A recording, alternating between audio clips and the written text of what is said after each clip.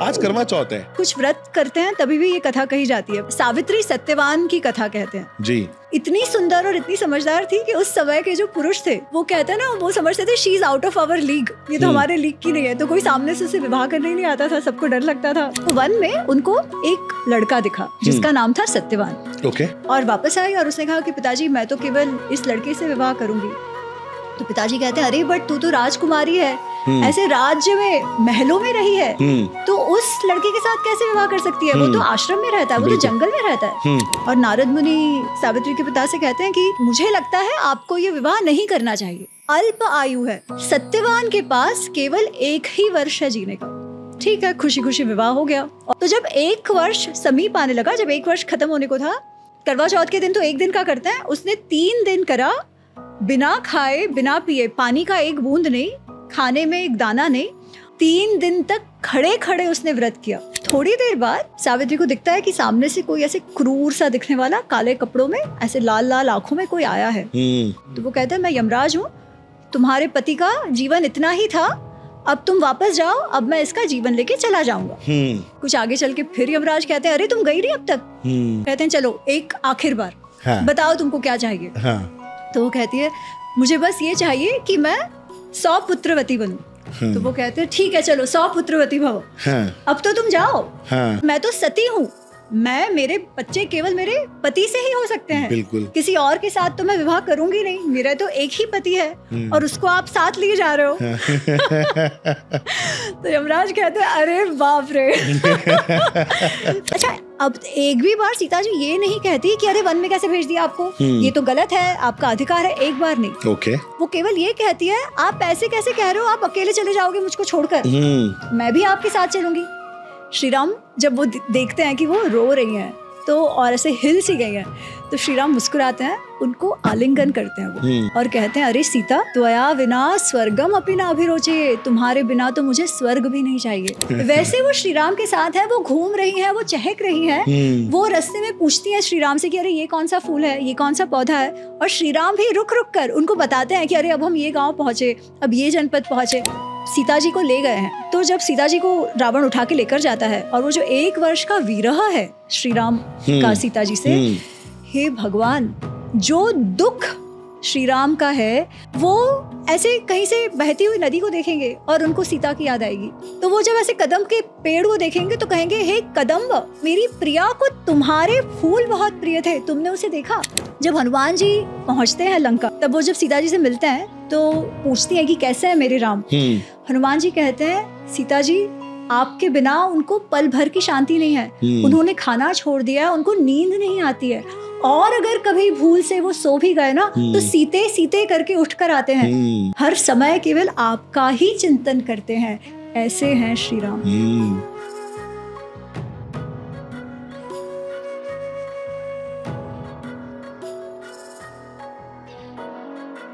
Radhe Radhe everyone. आज आप सभी को पता तो चल ही गया होगा प्रोमो के थ्रू कि कौन आया है, तो जोरदार तालियों के साथ स्वागत करते हैं आमी गनात्रा जी का। ये कैसे हो एमी जी? बहुत बढ़िया। मैं एमी जी बोलता हूँ, आपको पता है। जैसा आपको अच्छा लगे। नाम में क्या रखा है? जी जी जी, मैं आप सभी को बताना चाहूंगा that she is an author. इन्होंने रामायण और महाभारत दोनों लिखी है, मतलब बाद वाला वर्जन। रामायण महाभारत नहीं लिखी है, पर रामायण वेदव्यास जी का महाभारत और वाल्मीकि जी के रामायण पर से पुस्तकें लिखी हैं। तो जिनका नाम अंग्रेजी में है महाभारत अनरावल्ड 1, महाभारत अनरावल्ड 2, वो 2 हैं, और रामायण अनरावल्ड, और उसका भी हिंदी संस्करण भी आ चुका है जिसको रामायण का अनावरण और महाभारत का अनावरण है। ओ, तो आपने मतलब मुश्किल शब्दों को इजी लैंग्वेज में लिखा है जी। और जो तथ्य है, हाँ जी, वेदव्यास जी, तो मैं हमेशा कहती हूँ कि महाभारत रामायण हमारे श्रद्धा के स्थान है और इसके कारण उन पर बहुत सारी पुस्तकें लिखी गई हैं, भाव से लिखी गई हैं, परंतु जो इतिहास है वो तो वही है जो उन समय श्री राम के जो समकालीन थे, उनके समय जो थे वाल्मीकि जी, और महाभारत के समय जो थे वेदव्यास जी, उन्होंने सबसे प्रथम हमारे लिए ये इतिहास को छोड़ा है, हमारे लिए उनकी रचना करी है, ताकि हमारे पूर्वजों के जीवन से हमें हमारे जीवन जीने की सीख मिले। तो मेरा बस छोटा सा कार्य है कि उन्होंने जो क्या कहा था वो इतिहास भी लोगों तक पहुंचे, बस इतना सा मेरा और इजी लैंग्वेज में पहुंचे, और इजी लैंग्वेज में पहुंचे। ये बहुत बढ़िया किया आपने कि हमारी अपने चीजों को आसान कर दिया। जो लोग पढ़ सकते हैं प्लीज पढ़िए, क्योंकि कुछ लोग होते हैं जो पढ़ नहीं सकते, उनको सुनना ज्यादा अच्छा लगता है। इस वजह से हमने पॉडकास्ट शुरू किए कि जो लोग सुन सकें।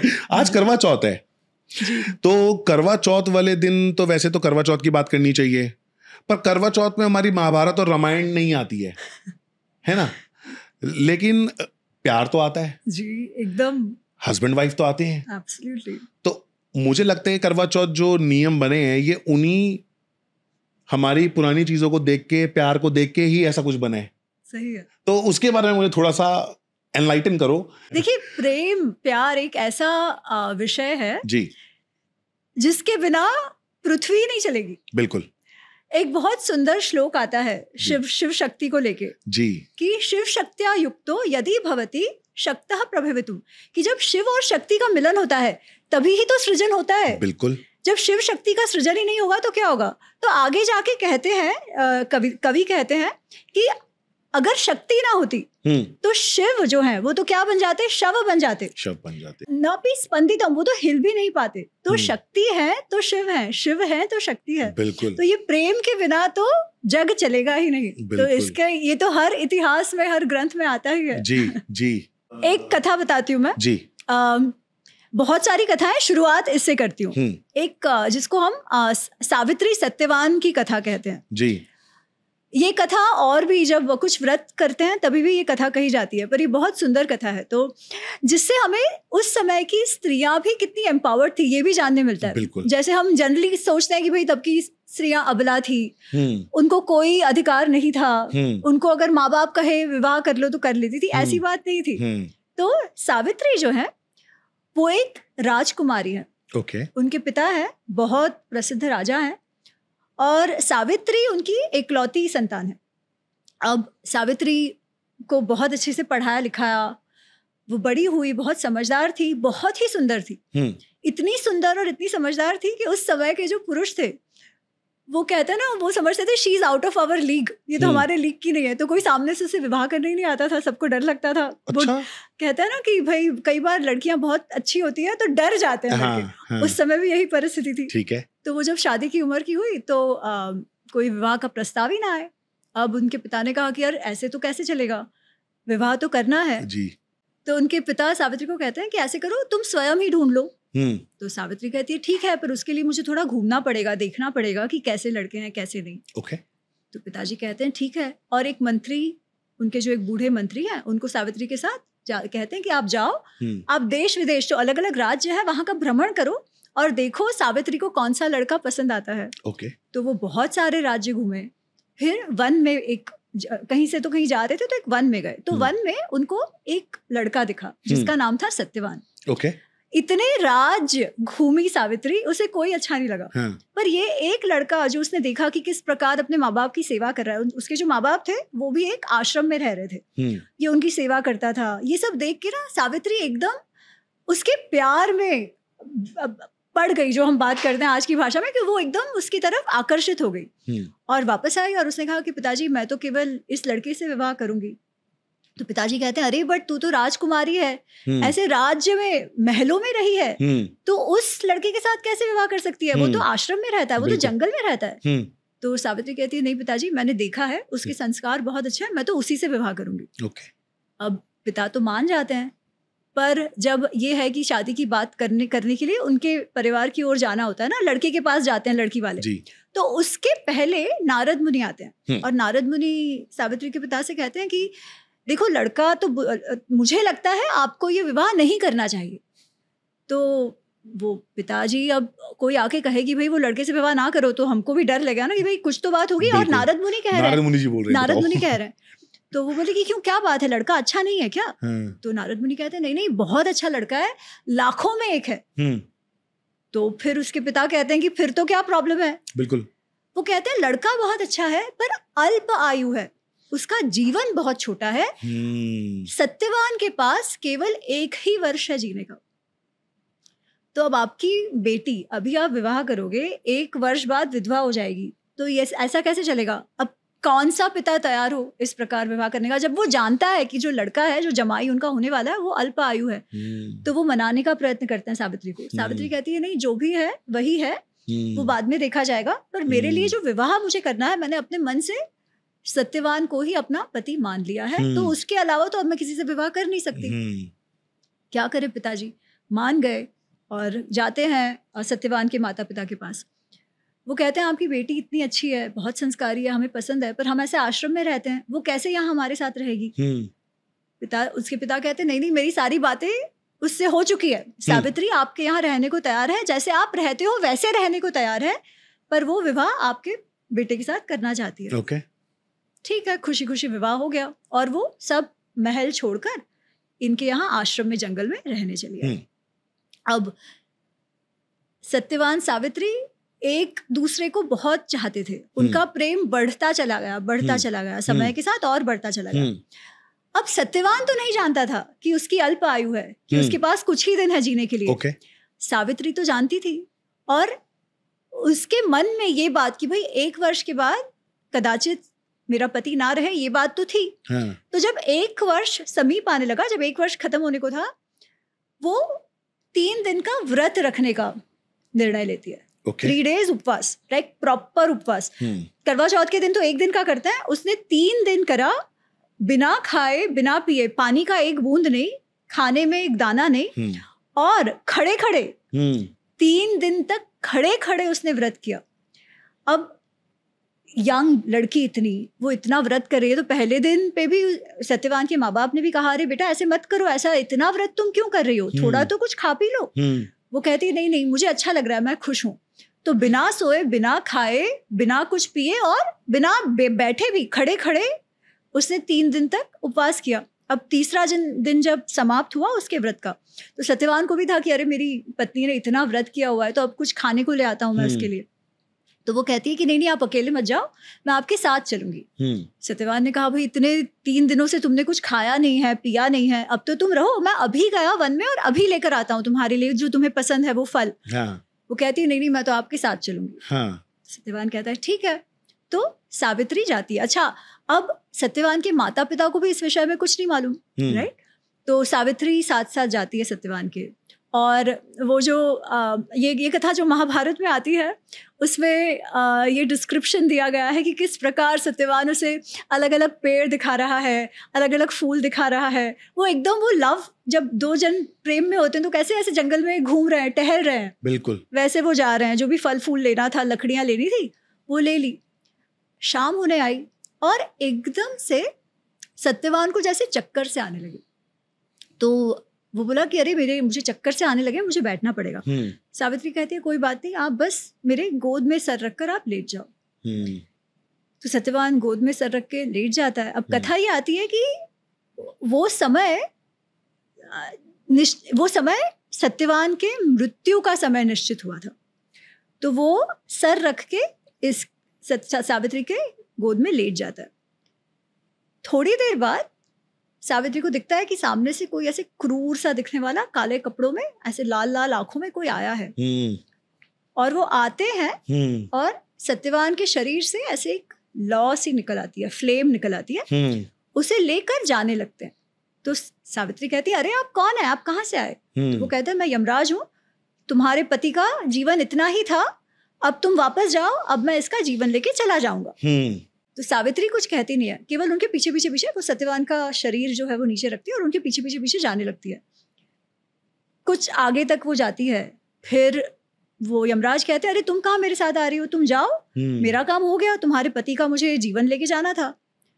सावित्री कहती है यमराज, हम 7 कदम जिसके साथ चले ना, 7 स्टेप्स, 7 कदम जिसके साथ चले वो तो मित्र बन जाता है। अब देखिए विवाह में सप्तपदी होती है, वो 7 कदम साथ चलते हैं, है ना, जब हमारा हिंदू विवाह जो होता है जी।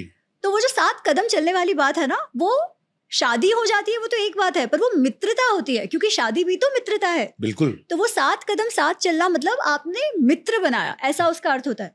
तो यमराज को कहती है कि यमराज मैं आपके साथ 7 कदम चली हूँ, ये तो मित्रता की बात है, तो इसलिए मैं आपके साथ आ रही हूँ। तो यमराज कहते हैं अरे भाई क्या हुआ, तुम तो बहुत समझदार लग रही हो, मुझे बहुत स्मार्ट लग रही हो, तुम पूछो तुम्हें क्या पूछना है। तो वो कुछ और बात करती है, सत्य की बात करती है, धर्म की बात करती है। यमराज बहुत खुश हो जाते हैं। वो कहते हैं अरे तुम तो विदुषी हो, तुम तो बहुत विद्वान हो, मैं बहुत खुश हुआ, तुम्हें जो भी मुझसे वरदान मांगना हो तुम मांग लो। तो पहले तो सावित्री कहती है कि मेरे जो सास ससुर हैं वो भी राज परिवार से हैं, पर किसी शत्रु ने उनको हरा दिया और आज वो आश्रम में रह रहे हैं, बहुत दुख में रह रहे हैं, तो आप प्लीज उनको अपना राज्य वापस दे दीजिए। अच्छा, सबसे पहले उसने अपने सास ससुर का विचार किया। वाह। तो यमराज खुश हुआ, बोला अरे वाह बहुत अच्छी, तुम तो बहू भी बहुत अच्छी हो। कहता है ठीक है जाओ, तुम जो चाहती हो वो मिलेगा, अब तुम वापस जाओ, बहुत आगे तक आ गई हो। वो चले जा रहे हैं आगे, ये फिर भी पीछे पीछे पीछे पीछे जा रही है। कुछ आगे चल के फिर यमराज कहते हैं अरे तुम गई नहीं अब तक, इतना लेट हो गया है भाई, वापस जाओ, तुमने कहा था सास ससुर को अच्छा सा उनका राज्य वापस दे दो, मैंने दे दिया, अब जाओ। वो कहती है, फिर वो कुछ अच्छी बातें कहने लगती है। वो कहती है कि यमराज जी सत्संग का क्या महत्व है मैं आपको बताती हूँ, और वो सत्संग क्यों करना चाहिए, संतों का क्या महत्व है, संतों का साथ सारे पापों को जला देता है, ये सारी बातें वो करती है। फिर से यमराज खुश हो जाते हैं, कहते हैं अरे वाह बहुत, तुम तो बहुत विदुषी हो, मुझे बहुत अच्छी लगी तुम्हारी बातें, और कुछ मुझसे वरदान मांगो। तो इस बार वो कहती है कि यमराज मेरे पिताजी जो है मैं उनकी इकलौती संतान हूँ, अब वो तो बूढ़े हो चले हैं, तो मैं चाहती हूँ कि उनको भी कोई पुत्र हो, उनको भी मेरे माँ बाप को और बच्चे हो जो फिर आगे उनका राज्य चला सके।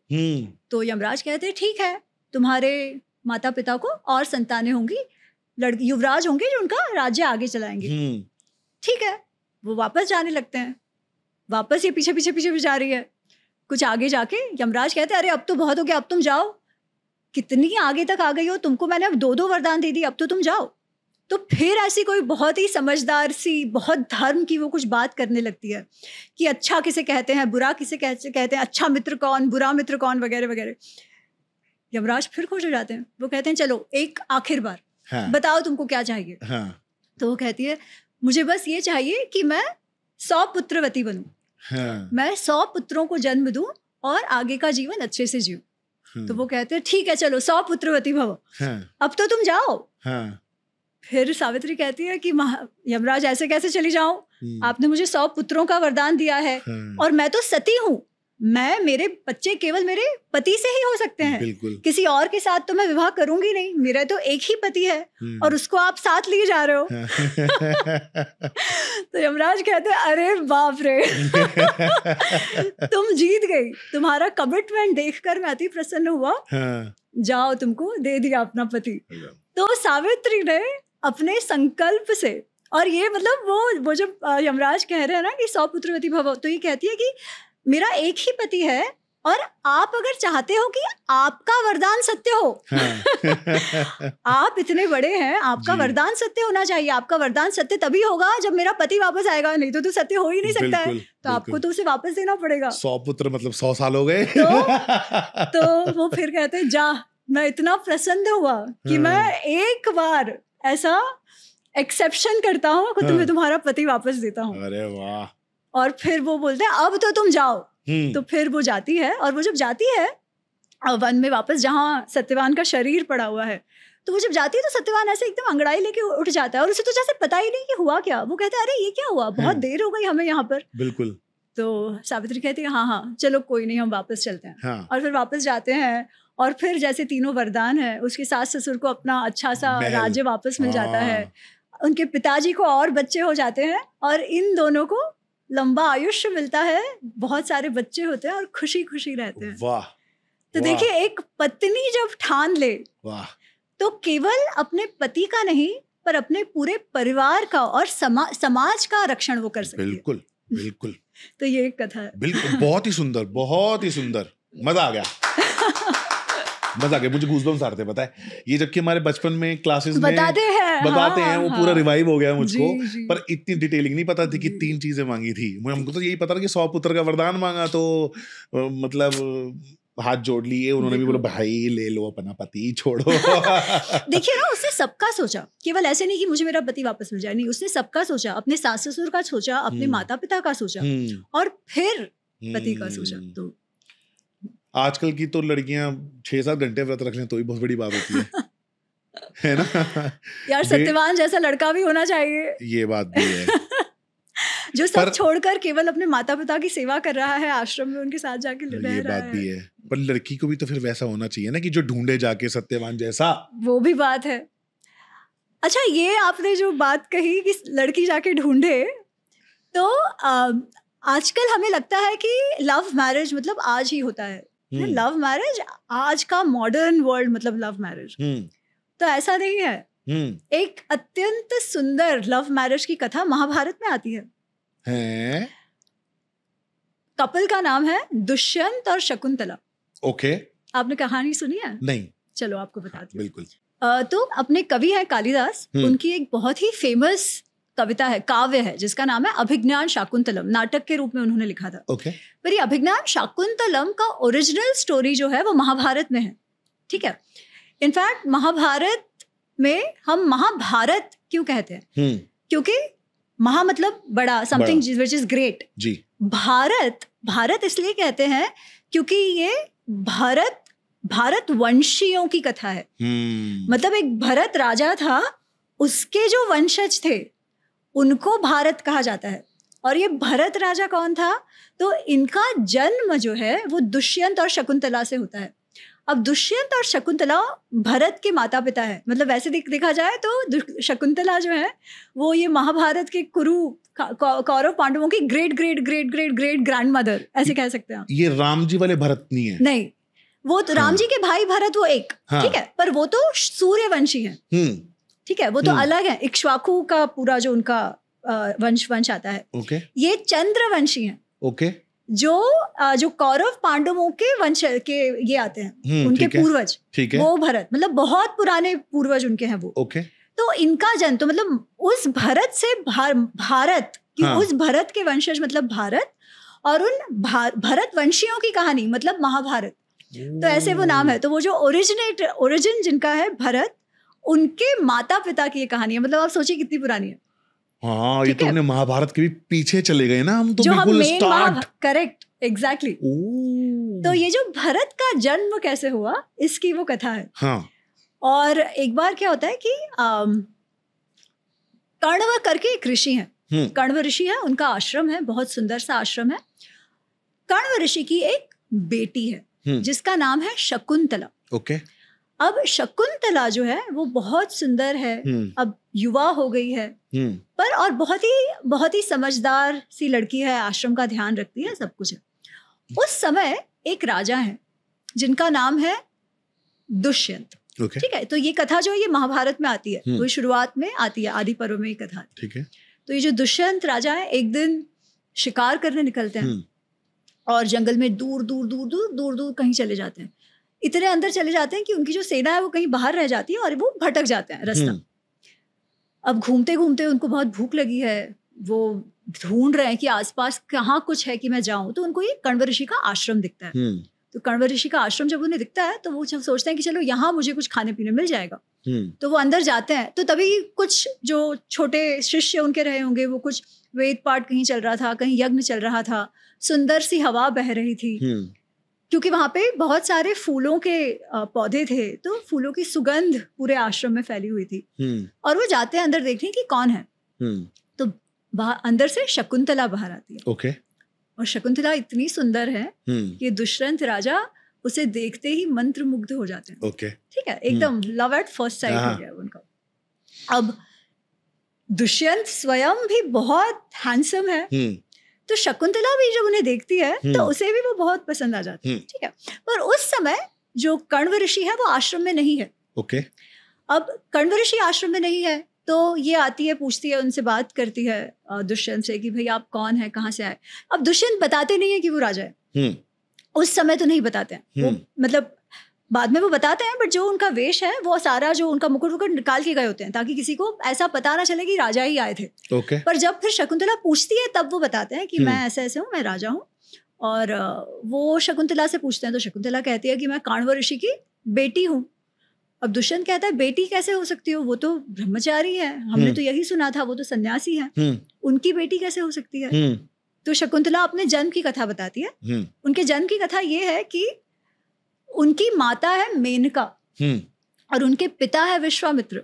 ओके। तो विश्वामित्र और मेनका की ये पुत्री हुई है, की बेटी हुई है शकुंतला। परंतु मेनका को तो वापस स्वर्ग में जाना था, वो तो अप्सरा थी, तो मेनका उसे नदी के किनारे छोड़ के चली जाती है। ठीक है। अब वो जो बच्ची है छोटी सी, उसका ध्यान शकुंत नामक पक्षी करते हैं। ठीक है। तो वो वहां पे जब छोटी सी बच्ची वहां पे बॉर्न बेबी को वहां रखा होता है और कण्व ऋषि वहां नदी किनारे नहाने जाते हैं, तब वो पक्षी जो है वो आवाज करके इनको बताते हैं कि भाई यहाँ बच्ची है। अच्छा। फिर वो कण्व ऋषि उसे ले आते हैं, क्योंकि वो पक्षियों ने उसे बचाया और मतलब उनका उसका ध्यान रखा एकदम शुरुआत में, इसलिए इसका भी नाम उन्होंने शकुंतला रख दिया। ठीक है। तो वो कहती है कि इस प्रकार मेरी माता जो है वो तो मेनका है, अप्सरा है, मेरे पिता विश्वामित्र हैं, और मुझे जो बड़ा किया है वो कण्व ऋषि ने किया है, पर मैं तो उन्हीं के साथ रही हूँ, तो वो मेरे इस प्रकार वो मेरे पिता हुए। अब दुष्यंत कहता है कि चलो बहुत अच्छी बात है, अब मैं तुम्हें अपने मन की बात बताना चाहता हूँ, तुम मेरे साथ विवाह कर लो, मैं तुमसे विवाह करना चाहता हूँ तुरंत, नो टाइम वेस्टेड। वहां के वहां ही प्रपोजेस टू हर। अब शकुंतला को भी मन तो है विवाह करने का, पर वो कहती है कि मैं कैसे हाँ बोल दूं, मतलब मुझे तो मेरे पिताजी से पूछना पड़ेगा कि शादी करूं कि ना करूं, ये मेरे हाथ में तो नहीं है, ये उनको डिसाइड करना है जी। तो दुष्यंत कहते हैं कि हमारे सनातन धर्म में 8 प्रकार के विवाह हैं। ठीक है, there are 8 types of marriages, right, जिसमें से एक विवाह है गंधर्व विवाह। गंधर्व विवाह मतलब मियाँ बीवी राजी तो क्या करेगा काजी। ठीक है कि पति पत्नी, यहाँ पे तो बोल क्या करेंगे पिताजी। वही बात है कि भाई लड़का लड़की, अगर तुम मुझे पसंद करती हो, मैं तुम्हें पसंद करता हूँ, तो उस प्रकार का जो विवाह है वो सबसे श्रेष्ठ विवाह है, ऐसा वो कहता है कि स्पेशली राजा के लिए तो इस प्रकार का लव मैरिज गंधर्व विवाह सबसे श्रेष्ठ है। इसीलिए गंधर्वेण विवाहेन माम आही, वो कहता है कि माम एही, कि गंधर्व विवाह से तुम मेरे पास आ जाओ। तो शकुंतला कहती है कि पक्का तुम, हमको पाप तो नहीं लगेगा। तो वो कहते हैं नहीं तुम चिंता मत करो, ये तो सर्वश्रेष्ठ विवाह है, तुम मेरी बात मानो, तुम्हारे पिता भी कुछ नहीं कहेंगे। वो भी मान जाती है। ठीक है। क्योंकि उसे भी मानना था, वो दोनों ही एक दूसरे के प्रति बहुत आकर्षित हो गए। ठीक है। कुछ दिन दुष्यंत वहां रहते हैं और फिर वो कहते हैं कि चलो अब मुझे जाना है, राज्य वाले मेरी प्रतीक्षा कर रहे होंगे, पर तुम चिंता मत करो, तुम यहाँ रहो, थोड़े दिनों बाद मैं जाता हूँ सारा सेटल करके, फिर तुमको लेने आता हूँ। ठीक है। तो शकुंतला कहती है ठीक है, और जैसे एक पतिव्रता स्त्री रहने लगती है, वैसे वो वहां पर दुष्यंत की पत्नी के रूप में रहने लगती है। कुछ दिन बाद कण्व ऋषि वापस आ जाते हैं अपनी यात्रा से, और वो देखते हैं कि यार ये लड़की तो बड़ी सी हो गई है, कुछ अलग अलग सी लग रही है, ऐसे शर्मा रही है, क्या बात है, पूछते हैं।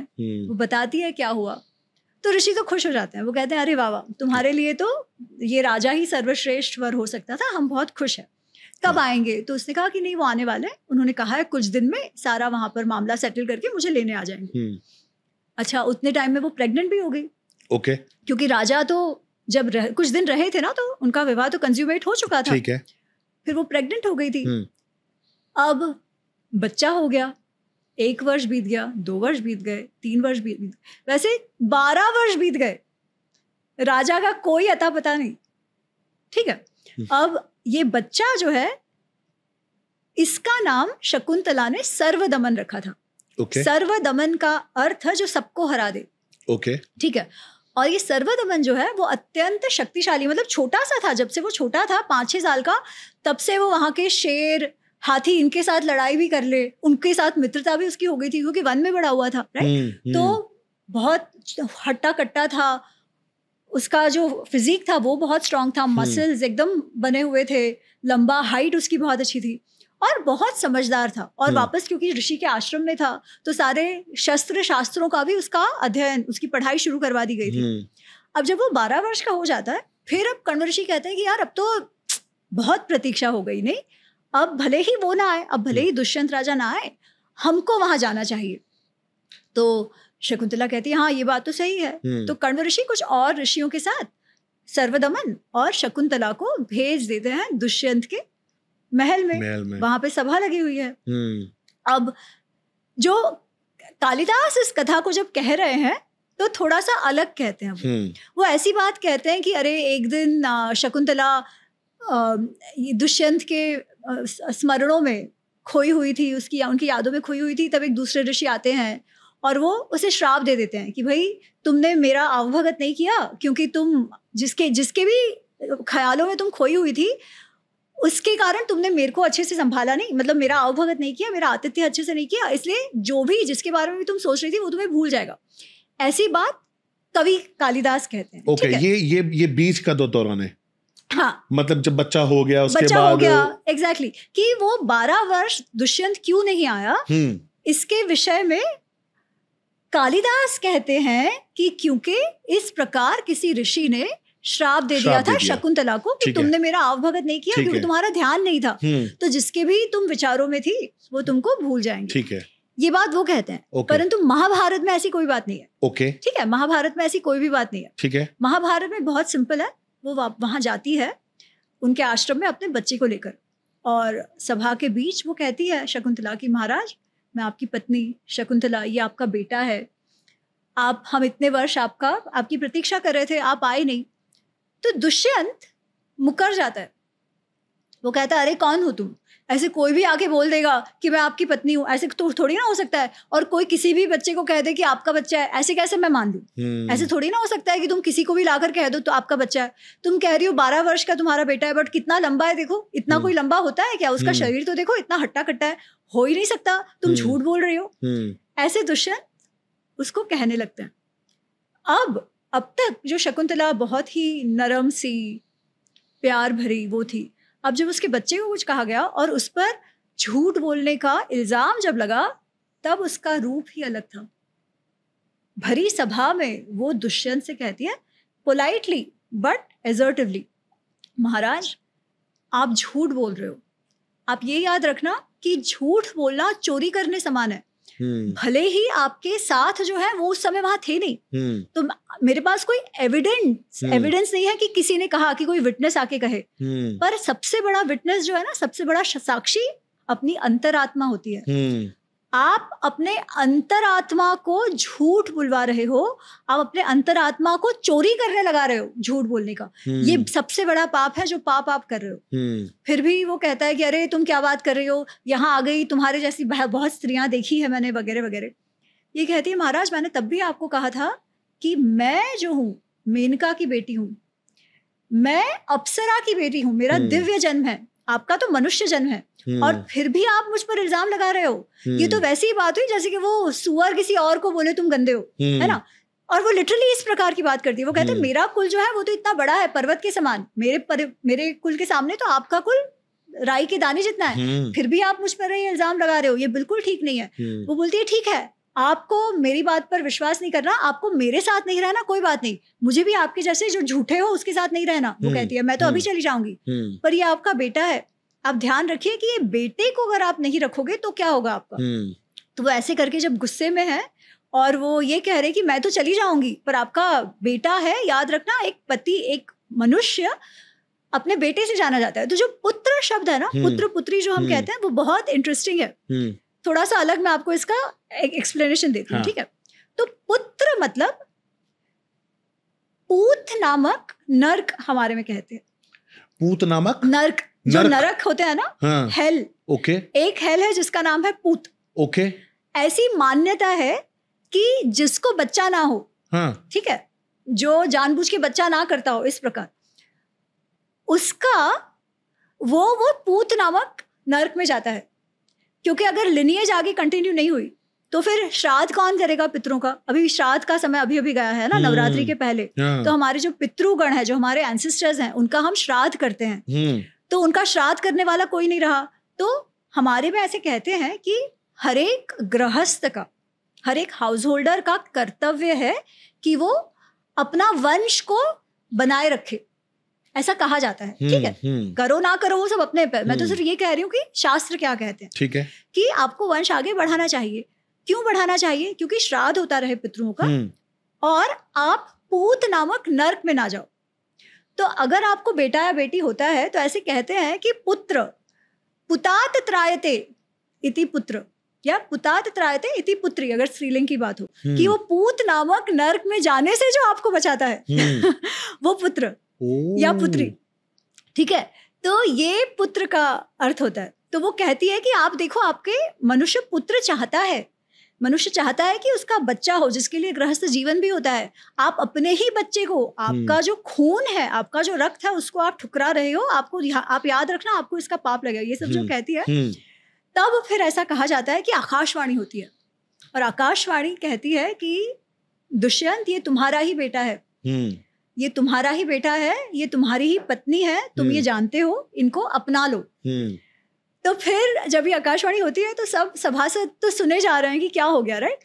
फिर दुष्यंत मुस्कुराता है और कहता है, मैं तो जानता था, मैं तो तुम्हें पहले ही पहचान गया था, मुझे पता है कि ये मेरा ही पुत्र है, पर मैं चाहता था कि मेरे सभासद जो है वो भी सच्चाई जाने, उनको ऐसे ना लगे कि मैं किसी को भी लेकर आया हूँ, उनको तुम पर विश्वास बैठे, उनको ये पूर्णतः उनको निश्चित हो जाए कि हाँ, तुम मेरी ही पत्नी हो और ये मेरा ही पुत्र है, जो अब हो गया।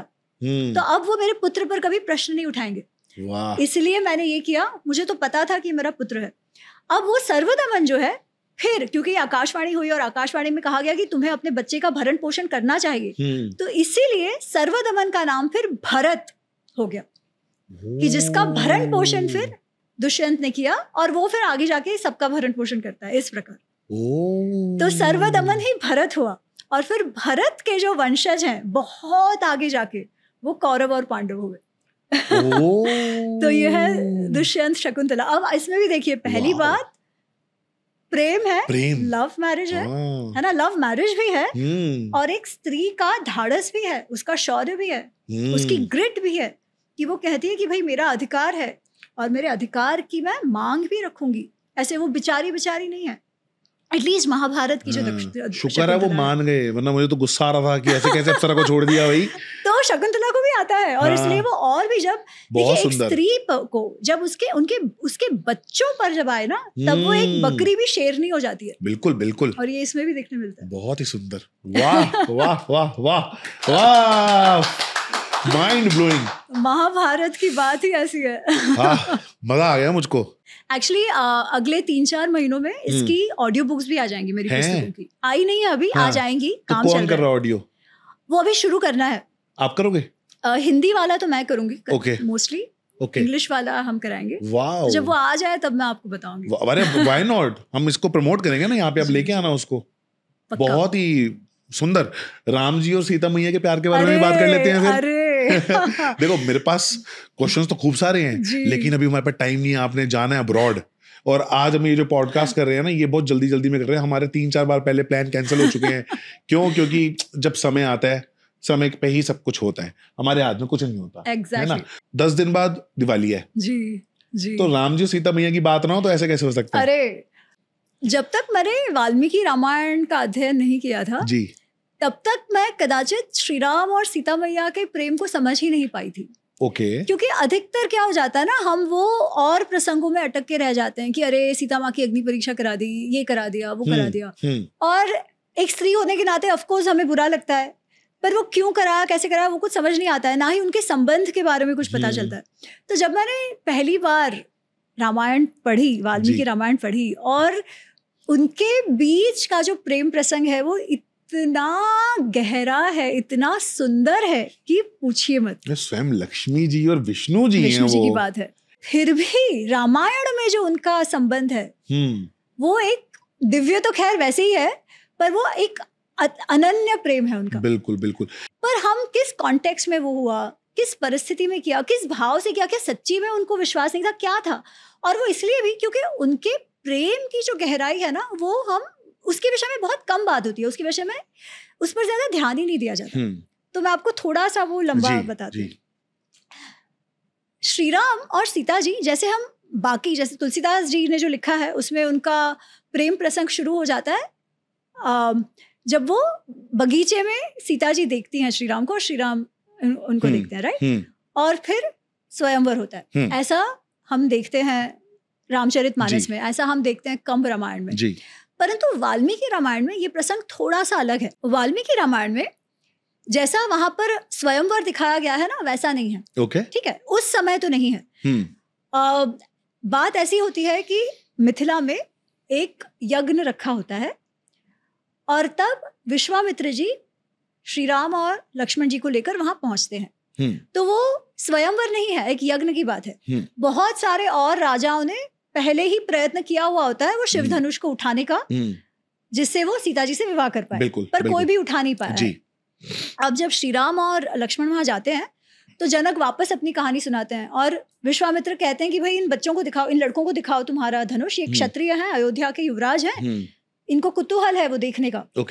तो वो लेकर ऐसे वो शिव धनुष निकलवाते हैं। तो शिव धनुष कैसे आता है कि एक बड़े पटरे पे रखा होता है और 5,000, अगर एग्जैजरेटेड हो तो भी आप सोचिए वो इतना भारी है कि 5,000 नवयुवक उसे खींच के लेकर आ रहे हैं।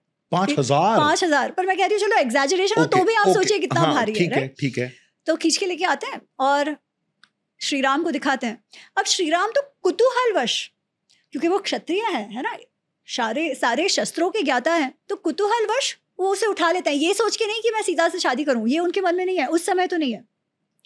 तो वो उठा लेते हैं, प्रत्यंचा चढ़ा देते हैं और वो टूट भी जाता है। तो जनक तो खुशी खुशी ऐसे अत्यंत प्रसन्न हो जाते हैं, क्योंकि उनको तब तक डर लग रहा होता है कि इतने सारे राजाओं ने प्रयत्न किया, कोई उठा भी नहीं पाया है, तो मेरी बेटी का विवाह कैसे करूंगा मैं, ये उनके मन में है। पर अब उन्होंने देखा कि ये लड़का आया, उसने धनुष्य भी उठा भी लिया और प्रत्यंचा भी चढ़ा दी, तो वो तो कहते हैं अच्छा अब मेरी बेटी तुमको मैं दे दूंगा।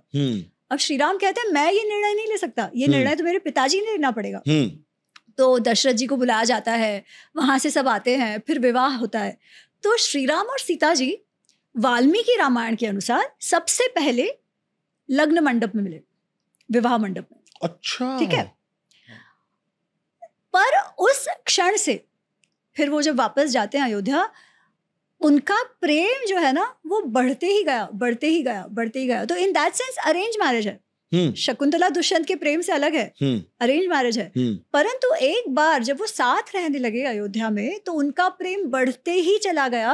वाल्मीकि जी कहते हैं कि सीता जी नित्य ही श्री राम के मन में बसती थी, अपने गुणों से, अपने रूप के कारण। और सीता जी भी पूर्णतः श्री राम को ही कमिटेड थी, दोनों एक दूसरे में ही बसते थे। और वो प्रेम ऐसा था कि श्री राम और सीता जी को एक दूसरे से शब्दों से भी बात करने की आवश्यकता नहीं होती थी, उनके हृदय एक दूसरे से बात करते थे। किसी के चेहरे के एक्सप्रेशन से, आंखों के भाव से वो समझ जाते थे कि इसके मन में कौन सी बात है और इसके मन में कौन सी बात नहीं है, ये क्या कहना चाहते हैं, क्या नहीं कहना चाहते, या क्या कहना चाहती है, क्या नहीं कहना चाहती, ये वो एक दूसरे को देख कर समझ जाते थे। ऐसा उनका प्रेम, इतना दृढ़ उनका प्रेम हो चुका था। फिर हम जानते हैं कि जब श्री राम का राज्याभिषेक होने ही वाला था, तब उनको वनवास दे दिया गया है ना, कैकेयी माँ ने उनको वनवास दिलवा दिया। अब उस समय जब उनको कहा गया कि भाई आपको वन में जाना है, तब तो वो केवल तथास्तु कहते हैं कि ठीक है आपने कहा है मैं जाऊंगा, ठीक है, और अपनी माँ से जाकर मिलते हैं। तभी भी उनका एक्सप्रेशन चेंज नहीं हुआ है। लक्ष्मण को उन्होंने समझाया क्यों उन्हें जाना चाहिए वनवास, तभी भी उनका एक्सप्रेशन नहीं चेंज हुआ है। पर जब वो अपने कक्ष में जाते हैं, जहाँ सीता जी को कुछ पता नहीं है कि क्या हुआ है, राइट, पर जब वो अपने कक्ष में जाते हैं तो वाल्मीकि जी कहते हैं कि उनका भाव एकदम जो है वो है, बट सीता जी समझ जाती है कोई तो प्रॉब्लम है, क्योंकि उनके चेहरे से थोड़ा सा रंग उड़ गया है। वो देखकर सीता जी आश्चर्य में हो जाती है कि भाई क्या हुआ मुझे बताओ। तो आप देखिए किसी को भी समझ नहीं आया है कि उनके मन का क्या भाव है, सीता जी तुरंत समझ गई। अब श्री राम का मन इसलिए नहीं दुखी था कि मुझे वन में जाना पड़ेगा, उनको ये लग रहा था कि मेरी माँ का, मेरी पत्नी का क्या होगा, वो कैसे रहेंगी। तो उस भाव के कारण थोड़ा सा तो लगता है ना, बिल्कुल बिल्कुल, अपने जाने का दुख नहीं है। दशरथ से भी तो बहुत प्यार करते थे, दशरथ से भी बहुत प्यार करते हैं। उनको ये दुख नहीं था कि वो जाएंगे, उनको ये दुख था कि अरे ये लोग ठीक से तो रहेंगे, इनका तो सब ठीक ठाक होगा। तो फिर श्री राम अपने मन की बात उनसे कहते हैं सीता जी से कि देखो ऐसा ऐसा हुआ है, मैं वन में जाऊंगा, पर तुम यहाँ रहना, तुम मेरे माता का ध्यान रखना, पिताजी का ध्यान रखना, दोनों ही बूढ़े हैं, और तुम भरत से कभी कुछ बुरा मत कहना, वगैरह वगैरह। वो सारा उनको समझा के कहते हैं। सीता जी सुन रही हैं, ठीक है, और फिर कहती है अरे आप मुझे मत बताओ मुझे कैसे मेरे सास ससुर का ध्यान रखना है, एक पत्नी का क्या धर्म होता है वो मैं जानती हूँ, मेरे माता पिता ने मुझे अच्छे से समझा के भेजा है, ठीक है। अच्छा, अब सीता जी इस प्रकार श्री राम से बात कर पाए और श्री राम को बुरा भी ना लगे, उनका मतलब बॉन्ड तो है, राइट। तो श्री राम कहते हैं नहीं नहीं, मैं जानता हूँ कि तुम्हें आता है, मैं तो सिर्फ कह रहा हूँ कि मैं ना रहूं, मैं चला जाऊं, फिर तुम ये कहना। सीता जी कहती है आपने ऐसे कह ही कैसे दिया कि मैं चला जाऊं और तुम यहाँ रहना। अच्छा, अब एक भी बार सीता जी ये नहीं कहती कि अरे वन में कैसे भेज दिया आपको, ये तो गलत है, आपका अधिकार है, एक बार नहीं। ओके। वो केवल ये कहती है आप ऐसे कैसे कह रहे हो, आप अकेले चले जाओगे मुझको छोड़कर, मैं भी आपके साथ चलूंगी। एक पत्नी का धर्म है कि पति का जो भी उसका भाग्य हो, पत्नी उसका अनुसरण करे। बिल्कुल। तो मैं आप ही का अनुसरण करूंगी, मैं जानती हूँ मेरा क्या धर्म है और मेरा धर्म है आपके साथ आना। श्री राम और समझाने का प्रयत्न करते हैं कि भाई पिकनिक नहीं है, इतना भयानक होगा वहां रहना, इतने जानवर होंगे, जंगली जानवर होंगे, कहाँ रहोगी, क्या खाओगी, तुम महल में पली बड़ी हो, तुम कैसे रहोगी जंगल में, डर जाओगी। वो जब ये कहता है ना तो सीता जी कहती है अरे क्या आप मेरी रक्षा नहीं करोगे, आप दुनिया भर की रक्षा करते हो, आप मेरी रक्षा नहीं कर सकते क्या, ऐसे कैसे आप मुझे छोड़ के चले जाओगे, आप छोड़ के चले गए तो देखना मैं अपना जीवन त्याग दूंगी, आपके बिना मैं क्षण भर भी नहीं जीऊंगी। श्री राम जब वो देखते हैं कि वो रो रही हैं तो और ऐसे हिल सी गई हैं, तो श्री राम मुस्कुराते हैं, उनको आलिंगन करते हैं, वो ठीक है, उनको प्यार से अपने पास लेते हैं और कहते हैं अरे सीता, त्वया विना स्वर्गम अपि न अभिरोचये, तुम्हारे बिना तो मुझे स्वर्ग भी नहीं चाहिए, तुमको दुख देकर मुझे स्वर्ग भी नहीं चाहिए। अब जब तुम मेरे साथ आना चाहती हो तो इस धरती पर, इस विश्व में कोई शक्ति नहीं है जो मुझे तुम्हें साथ ले जाने से रोक पाए। तुम मेरे साथ चलो, सह धर्मचरिणी भव, वो कहते हैं सह धर्मचरी भव, तुम मेरी सह धर्मचारिणी बनो, मेरे साथ चलो। मैं केवल ये देखना चाह रहा था कि तुम्हारा क्या मत है, क्योंकि मैं वन में जा रहा हूँ, है ना, वन का जीवन कठिन होगा और वनवास तुमको नहीं दिया गया, मुझको दिया गया, तो तुम वो क्यों भुगतो, इसीलिए मैंने तुमको कहा कि तुम यहाँ रहो। पर अब जब तुमने स्वयं कहा है कि तुम मेरे साथ जाना चाहती हो तो तुम मेरे ही साथ चलोगी, कोई ये बात रोक नहीं सकता। और वो सीता जी को लेकर जाते हैं। तो ये देखिए, सीता जी को एक बार भी मन में ये नहीं है कि भाई मैं जंगल में कैसे रहूंगी, कितना कठिन होगा, अरे ऐसे कैसे मेरे पति को जाने दे दिया, कुछ नहीं। उनको अपने सास ससुर के लिए कोई बुरा भाव नहीं है, ना उनको इन क्या कठिनाई आएगी उसके बारे में कोई विचार है, कुछ नहीं। उनको बस ये है जहां मेरा पति वहां मैं। बिल्कुल। अच्छा, उसके बाद वो जाते हैं वनवास। अब जब वो जाने लगे हैं वनवास और अदर वहां से जा चुके हैं, तो पहले तो सुमंत्र जो दशरथ के सारथी हैं, उनके मंत्री भी हैं, वो उनको निषाद राज गुह का जो राज्य है वहां तक तो छोड़ आते हैं। अब जब वहां वो छोड़ आते हैं और फिर गंगा पार करके श्री राम, सीता जी और लक्ष्मण जी जा चुके हैं और सुमंत्र वापस महल आ जाते हैं। और जब महल आते हैं तो कौशल्या माँ से दशरथ पूछते हैं कि कैसे हैं वो लोग, उन्होंने कोई हमारे लिए समाचार दिया क्या। तो श्री राम ने कुछ कहा होता है, वो सुमंत्र कहते हैं। लक्ष्मण जी तो अभी भी गुस्से में हैं। लक्ष्मण जी को तो यही लग रहा है कि पिताजी ने बिल्कुल सही नहीं किया है मेरे भाई के साथ। तो वो उन्होंने भी कहलवाया होता है कि नहीं नहीं, मेरे भाई के साथ अन्याय हुआ, मेरे लिए पिता जो है वो मेरा भाई ही है, ऐसा उन्होंने समाचार दिया है। तो सुमंत्र कहते हैं कि उनको अभी भी मन में कड़वाहट है। फिर वो कहते हैं मेरी बहू कैसी है, सीता कैसी है। तो सुमंत्र कहते हैं सीता तो एकदम प्रसन्न है, वो तो जैसे वो घूमने नहीं, पिकनिक पे ना गए हो, वो जैसे घूमने गए हो वैसे वो श्री राम के साथ है, वो घूम रही है, वो चहक रही है। वो रास्ते में पूछती है श्री राम से कि अरे ये कौन सा फूल है, ये कौन सा पौधा है, और श्री राम भी रुक रुक कर उनको बताते हैं कि अरे अब हम ये गांव पहुंचे, अब ये जनपद पहुंचे, अब यहाँ ये है, अब वहाँ वो है। वो तो अत्यंत प्रसन्न है, उनके मन में कोई भी दुर्भाव नहीं है। क्यों? क्योंकि वो प्रेम है कि मेरा साथी जो है, मेरा पति जो है, उसके साथ में हूँ। बिल्कुल। और श्री राम भी उनको इसी प्रकार ट्रीट कर रहे हैं, प्रेम से। श्री राम के मन में भी इतना वो भाव है कि ये सब कुछ छोड़कर मेरी पत्नी मेरे साथ चली है, वो जानती है कि दुख होगा, फिर भी वो मेरे साथ आई है। तो ये भाव जो श्री राम का है वो भी बहुत ही प्रभव है, प्रेम वाला है। अच्छा, अब 14 वर्ष का वो वनवास है, राइट। जब 13वें वर्ष के अंत में सीता माँ का किडनैप हुआ है, जो रावण लेकर गया। पर उसके पहले के 13 वर्ष तो श्री राम और सीता जी साथ ही हैं। और एक बार मैंने एक जगह कह दिया था कि it was like their honeymoon period, तो लोगों को बहुत गुस्सा आ गया था कि अरे हनीमून क्या। तो ये वैसा हनीमून, मतलब अरे लव मैरिज वाला हनीमून नहीं। मेरा अर्थ ये है कि वो नहीं कि आप 24 घंटे साथ हो, एक दूसरे में हो, आपका भाव एक दूसरे में है, साथ साथ है हर चीज। तो वो जो 13 वर्ष का उनका वनवास है वो उनको और समीप लाया है। आप जो उनका जो संबंध के बारे में देखते हो, श्री राम सीता जी से कितनी बातें कर रहे हैं, सीता जी श्री राम से कितनी बातें कर रही हैं, वो जो नदियां अलग अलग बहती हैं तो नदियों में वो लोग स्नान करने जाते हैं, वहाँ क्रीड़ा करते हैं, और उस वातावरण में ऐसे भी वाक्य श्री राम ने कहे हैं कि इस सुंदर वातावरण, स्पेशली जब चित्रकूट में है, कि इतने सुंदर वातावरण में सीता तुम मेरे साथ हो, मुझे और कुछ नहीं चाहिए, मुझे अयोध्या भी नहीं चाहिए, मैं तुम्हारे साथ यहीं प्रसन्न हूँ। आप देखिए वैसा उनका वो प्रेम है, इतना दृढ़ प्रेम है।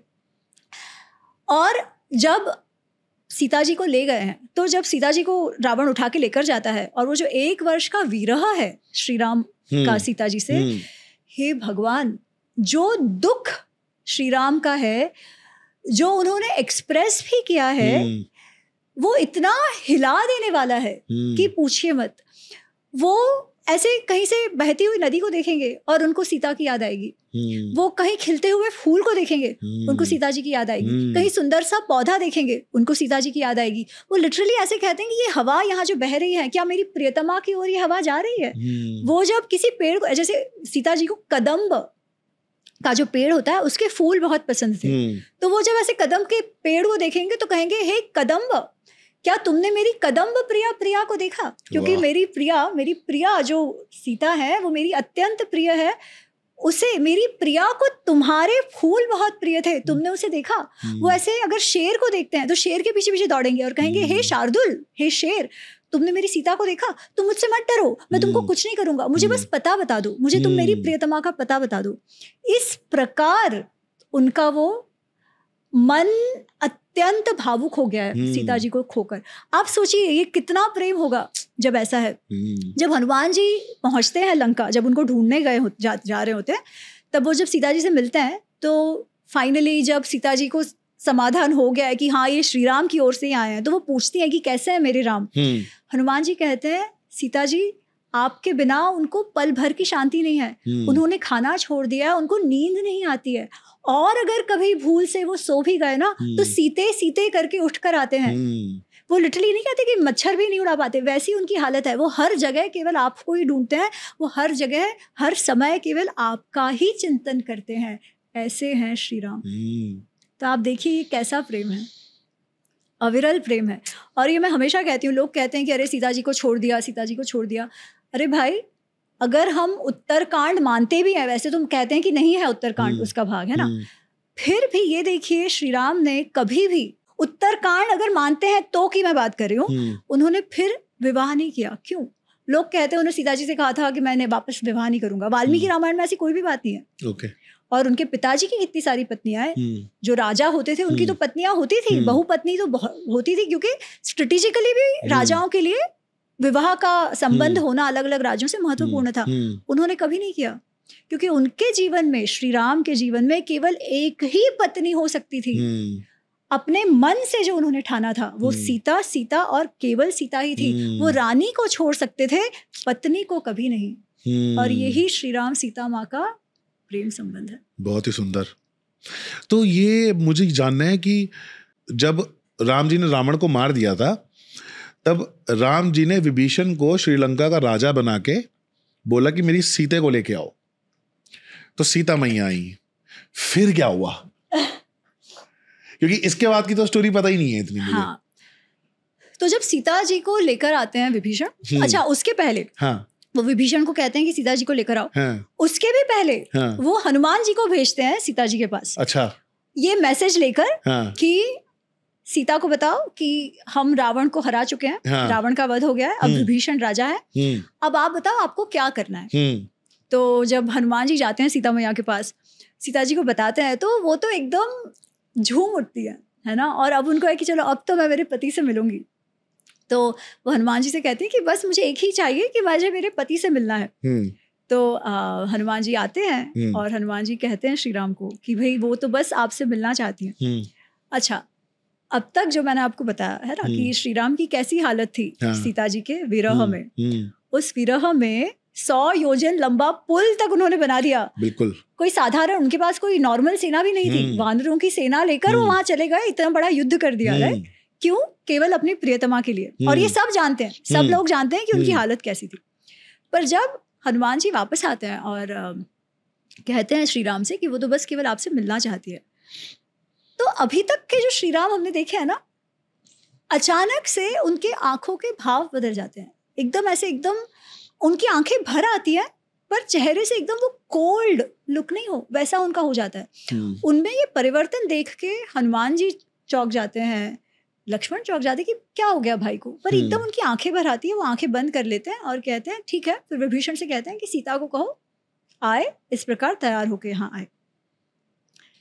सीता जी आती हैं शर्माते शर्माते, वो तो बस अपने पति से मिलना चाहती है और वो वहाँ आकर खड़ी रहती है।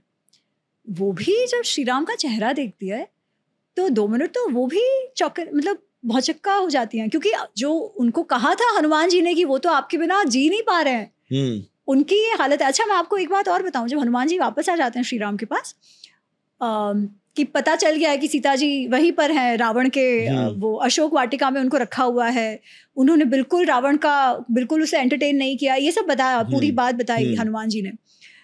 और ये भी कहा कि सीता मैया ने कहा है कि वो चाहती हैं कि आप जल्दी से जल्दी आओ, 1 महीना और वो जी लेंगी वरना वो अपना जीवन त्याग देंगी, ऐसा सीता जी ने कहा है। तो उन्होंने कहा जल्दी से जल्दी आप आ जाओ। ओके। श्री राम कहते हैं अरे ये तो बहुत ही स्ट्रांग है, बहुत शक्ति है सीता में कि वो 1 महीना जीने की बात कर रही है। मुझे जब अब पता चल गया है कि मेरी प्रियतमा वहां लंका में है, मैं तो क्षण भर भी जी नहीं पा रहा हूँ, ये ऐसा कहा है श्री राम ने, ठीक है। पर फिर भी जब सीता मैया आई हैं तो वो उनको देखकर कहते हैं, एकदम एकदम रुक्ष उनका आवाज है, वो कहते हैं कि सीते तुम ये मत समझना कि मैं तुम्हारे लिए आया हूँ, मैं तो इसलिए आया क्योंकि रावण ने मेरे पुरुषार्थ को चैलेंज किया था, मेरे पूरे खानदान को, मेरे लिनिएज को चैलेंज किया था, तो मुझे उसका उत्तर देना था, इसलिए मैं आया था, क्योंकि मेरे परिवार पे कलंक ना लगे। तुमको जहां जाना है तुम जाओ। अब एकदम वो एंटी क्लाइमैक्स हो गया था, ये पूरा एंटी क्लाइमैक्स, ठीक है। अब वहां पे लक्ष्मण जी देख रहे हैं ऐसे कि भाई क्या हो गया, ये सारे लोग ऐसे चुप होके देख रहे हैं कि ये क्या हो गया, ये तो एक्सपेक्टेड ही नहीं था, ऐसा कैसा प्रसंग बन गया ये।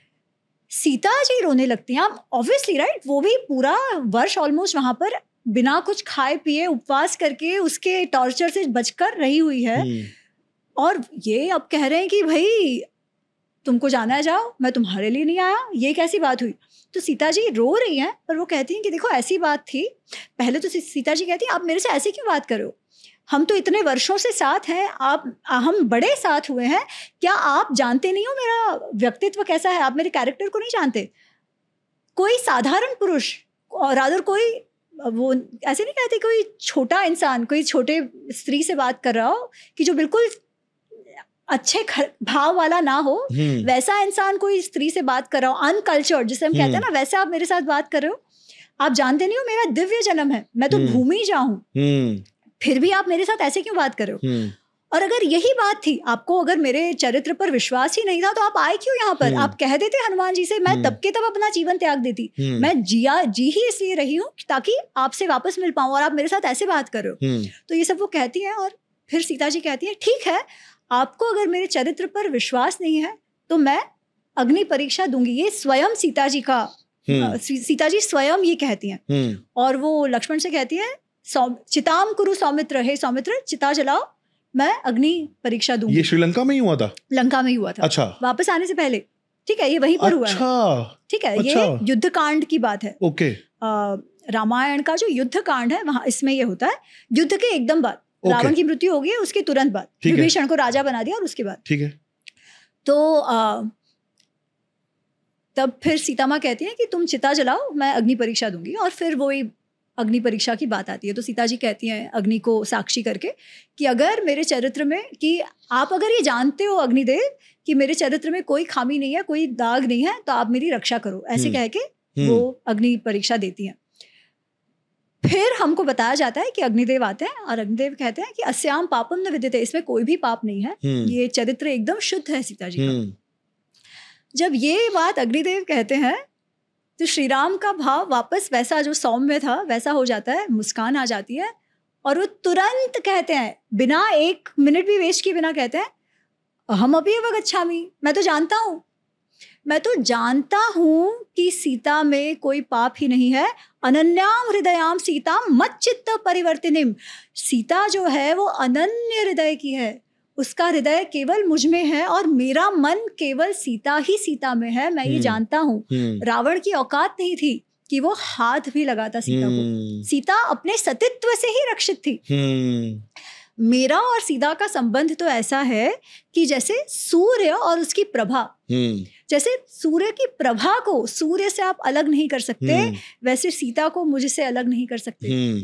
ये इसलिए मुझे तो कभी सीता में दोष दिखा ही नहीं है। मुझे तो पूरा विश्वास था कि सीता शुद्ध ही है और अनन्य हृदय की है, मैं तो जानता था। परंतु लोग जो हैं वो तो नहीं जानते। बिल्कुल। हम जब वापस जाएंगे, 14 वर्ष समाप्त हो चुके थे ना, वनवास समाप्त हो चुका था, अब वो वापस अयोध्या जाने वाले थे। अब जो विश्वास श्री राम को सीता जी पे है, लोगों को तो नहीं होगा। और आज भी आप देखिए, आज भी हम इतना सारा सरकार ने वीडियोस दिखाए हुए हैं, फिर भी हम ऑपरेशन सिंदूर का भी प्रूफ मांगते हैं। देखो, है ना, हमारी खुद के लोग। तो तब तो ऐसा भी नहीं था कि वो ड्रोन से शूटिंग चल रही है कि क्या हो रहा है अशोक वाटिका में, ऐसा भी नहीं था। बिल्कुल। तो जब वापस जाएंगे तब श्री राम और सीता माँ केवल पति पत्नी नहीं थे, वो राजा और रानी होने वाले थे। बिल्कुल। अब राजा और रानी का चरित्र तो प्रश्न के बाहर ही होना चाहिए, है ना, एकदम शुद्ध होना चाहिए। उनका शब्द न्याय है। बिल्कुल। वो गवर्नमेंट है अभी। बिल्कुल, राइट। केवल श्री राम नहीं, सीता जी भी। बिल्कुल। अब लोग अगर उनके चरित्र पर प्रश्न उठाएंगे तो वो उनके श्री राम के न्याय पर कैसे विश्वास करेंगे? तो श्री राम वो दूर की सोचते हैं कि मेरी सीता के चरित्र पर प्रश्न ना उठे, एक बार ये साफ हो जाने दो। जब अग्निदेव स्वयं साक्षी दे देंगे फिर तो क्या बात है। इसीलिए वो अग्नि परीक्षा इसलिए नहीं हुई कि श्री राम को सीता माँ पर प्रश्न था कि उनको ये था कि वो शुद्ध है कि नहीं। उनको बिल्कुल भी ये प्रश्न नहीं था। ऑडियंस को बताने के लिए, लोगों को बताने के लिए, अपने प्रजा को बताने के लिए कि भाई उनके चरित्र पर आप प्रश्न मत उठाओ।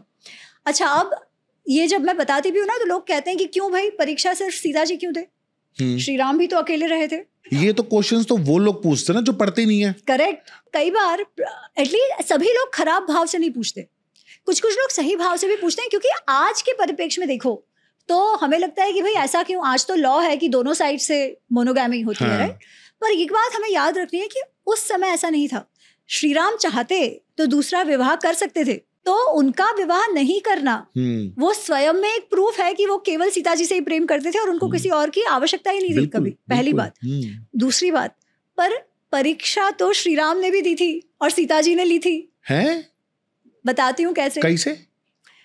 जब हनुमान जी लंका पहुंचते हैं और सीता जी से मिलते हैं तो सीता जी को कहते हैं कि माँ आप मेरे साथ चलो, आप क्यों यहाँ रहना चाहती हो, मैं अभी के भी आपको यहाँ से निकाल लेता हूँ। और बात तो सही, अगर वो होता तो युद्ध किसी की आवश्यकता नहीं थी। बिल्कुल। हनुमान जी तो डेफिनेटली उनको वापस ला सकते थे। बिल्कुल। सीता जी कहती है मुझे विश्वास है कि मैं अगर आपके साथ चली तो आप मुझे संभाल कर ले जाओगे, पर हनुमान अगर मैं आपके साथ चली तो मुझे छुड़वाने का श्रेय आपको मिलेगा। मेरे पति पे क्या लगेगा? बिल्कुल कलंक लगेगा कि वो अपनी पत्नी की रक्षा नहीं कर पाया। इसीलिए श्री राम के लिए यही उपयुक्त है कि वो स्वयं आए, रावण को हराए, रावण का वध करे और मुझे यहाँ से लेकर जाए। मैं ये नहीं सहन कर सकती कि मेरे पति के शौर्य पर कोई कलंक लगाए। अब तब उन्होंने ये नहीं सोचा कि भाई सेना कैसे आएगी, रावण का इतना बड़ा राज्य, एक तो वो आएंगे कैसे लंका में, वो पुल कैसे बांधेंगे, ये उनको कोई नहीं। उनको बस इतना है कि भाई वो आए, मुझे छुड़ाए और लेके जाए। क्यों? क्योंकि उनके व्यक्तित्व पर, उनके पुरुषार्थ पर कलंक ना लगे। तो ये तो कोई आसान थोड़ी था लंका जाके हराना रावण को। रावण तब का सर्वश्रेष्ठ राजा था, सबसे शक्तिशाली राजा था। पर उन्होंने ये नहीं देखा। उन्होंने क्या देखा? मेरे पति पर कलंक ना लगे, इतिहास मेरे पति पर प्रश्न चिन्ह ना उठाए। श्री राम ने क्या किया? वही ना, ऐसा तो नहीं था कि उनको विश्वास नहीं था, उनको भी यही था कि मेरे पत्नी पर कोई प्रश्न चिन्ह ना उठाए। वो दोनों अपना अपना नहीं देख रहे, केवल एक दूसरे का ही देख रहे हैं। ये उनका संबंध है कि सीता जी को भी ये है कि भाई 1 महीना और मैं परेशान हो जाऊंगी, चलेगा। मेरा पति, मेरे पति पर कोई उंगली ना उठाए। जबकि अगर किसी महिला पे अगर ऐसी कोई प्रॉब्लम आ जाए तो कोई भी पहला हेल्प करने वाला व्यक्ति से हेल्प करेक्ट मांगी जाती है। करेक्ट। और हनुमान जी के तो अपना शरीर बड़ा करके अपने हाथ में बिठा के लेके आ जाते। कहते हैं हनुमान जी, पहले तो सीता जी कहती है अरे तुम कैसे ले जाओगे मुझे, गिर गई तो वो कहते हैं आप चिंता मत करो, और वो दिखाते हैं उनको शरीर बड़ा करके, दिखाते हैं कितना बड़ा। हाँ, तो सीता जी कहती है नहीं तुम ले जा सकते हो, मुझे विश्वास है, परंतु नहीं, ये पुरुषार्थ जो है वो मेरे पति को करना पड़ेगा। वाह, क्या हो गया है आज कि हम कोई भी परिस्थिति को उसके पूर्ण परिप्रेक्ष्य में, उसके पूरे कॉन्टेक्स्ट में नहीं देखते। कलयुग आ गया ना, और कुछ पढ़ते ही नहीं है, वो हमने आउटसोर्स कर दिया है, कोई कितना बताया कोई कितना बताया, और फिक्शन में तो लोग कुछ भी लिख देते हैं। इनफैक्ट मुझे सबसे ज्यादा जो फिक्शन लिखा जाता है महाभारत रामायण पे, वो एक बात जो मुझे बहुत दुख देती है कि वो लोग ना तब की स्त्रियों को ऐसी अबला नारी सी बता देते हैं। कहते हैं सीता मैया ने तो महारावण को मारा था वापस जाते हुए। हाँ, पौराणिक कथा वो भी है। हाँ। पर आप ये तो देखिए कि रामायण किसके कारण हुआ, कैकेयी माँ ने मांगा ना। और कैसे कि राजा जो था जिसने प्रजा को वचन दिया हुआ था कि राम को मैं युवराज बनाऊंगा, उससे कंपल्सरीली श्रीराम को वन में भिजवा दिया। बिल्कुल। तो ये अबला नारी हो सकती है क्या? नहीं, कोई भी नारी नहीं। और सीता मैया भी नहीं थी अबला नारी, तो जब धनुष एक हाथ से उठा के जब साफ कर देती हैं वो, अरे और जो इतने बड़े बड़े मारत नहीं उठा पा रहे उनको। सीता जी जो है, ये जो कथा आपने कही वो वाल्मीकि रामायण में नहीं है, पर वो और पुराणों में आती है। अच्छा। ठीक है, पर अगर वाल्मीकि रामायण ही मैं देखूं, हाँ। तो सीता जी का अब तक का जो पूरा बिहेवियर है वो कौन सी अबला नारी का बिहेवियर है? वन में जाने का निर्णय उनका था, है ना। फिर वो जो हिरन चाहिए था वो उनको चाहिए था। लक्ष्मण जी को कंपल्सरीली वहां से उठकर जाने के लिए उन्होंने कहा था, है ना। वो सब उन्हीं का निर्णय है। 1 वर्ष तक रावण का टॉर्चर सहन कर पाना, क्या वो शक्ति की बात नहीं है? ये कौन सी अबला नारी जो उस समय भी ये सोच रही है कि मैं 1 महीना और सहन कर लूंगी पर मेरा पति आए? बिल्कुल। ये कौन सी अबला नारी ऐसे बात कर सकती है? राइट। कोई भी नारी अबला नहीं है। सारी जो अपनी वो स्वयं का मन की बातें भी करती हैं, अपने मन से निर्णय भी लेती हैं, और बहुत स्ट्रांग है। बिल्कुल। Such good knowledge we have got today. मजा आ गया, बहुत ही मजा आया और बहुत ही आनंद आया। बीच में मैं इमोशनल भी हो गया स्टोरी सुन के। और टाइम आज आपने मुझे बड़ा कम दिया है। ये कम से कम 2-2.5 घंटे का पॉडकास्ट होना चाहिए था। 1 घंटा महाभारत, 1 घंटा रामायण ऐसा होना चाहिए था। पर हम फिर से पॉडकास्ट करेंगे बहुत जल्दी। अभी आप वापस आओगे नवंबर में। हाँ। तो दिसंबर में फिर हम शूट कर लेंगे जैसे आप फ्री होगे। ठीक है, बहुत ही मजा आया। Thank you for coming, thank you for giving time to abracadabra show. बस इतना ही था आज का हमारा पॉडकास्ट। आपके दर्शकों को पता होना चाहिए कि आपका मंदिर बहुत सुंदर है, कभी दिखाइएगा उनको। देखा हुआ है शायद, जो राधा कृष्ण की इतनी सुंदर आपकी जो मूर्ति है, और बहुत ही सुंदर है, बहुत अच्छा लगा। बहुत उन्हीं की कृपा है, और उनकी कृपा के अलावा कुछ हो ही नहीं सकता। सब कुछ उन्हीं की मर्जी से ही हो रहा है। यहाँ पे ये पॉडकास्ट भी उन्हीं की मर्जी से ही हो रहा है, और आप जो बैठ के बातें कर रही हैं वो भी उन्हीं की मर्जी से ही हो रहा है। तो बहुत बहुत शुक्रिया, बहुत ही आनंद आया। Thank you for coming. Radhe Radhe. Radhe Radhe. जय सिया राम। जय सिया राम।